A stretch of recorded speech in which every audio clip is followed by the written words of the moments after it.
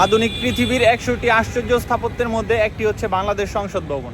আজকে আমি আপনাদেরকে জানাবো এই সংসদ ভবন সম্পর্কে।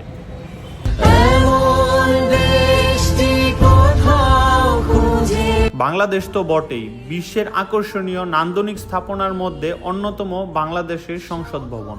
নিখুঁত, অতীব সুন্দর এই নান্দনিক ভবনটির নকশাকার হচ্ছেন লুই আই কান। তবে এই ভবনটির নির্মাণ কাজ শেষ হওয়ার আগেই তিনি মারা যান। তার মৃত্যুর পরে বাংলাদেশের প্রকৌশলী মাজাহারুল ইসলাম বাকি কাজ সম্পূর্ণ করেন।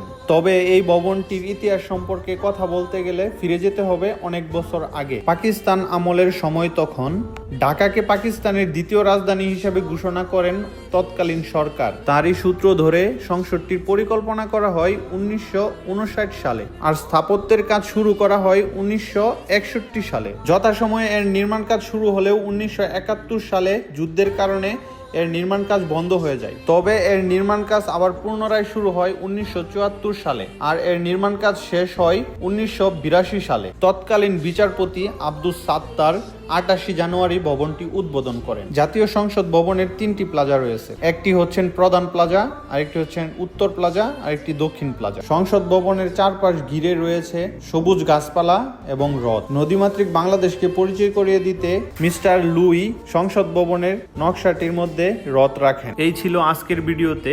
পরবর্তী কি বিষয়ে আপনারা জানতে চান তা কমেন্ট বক্সে জানান।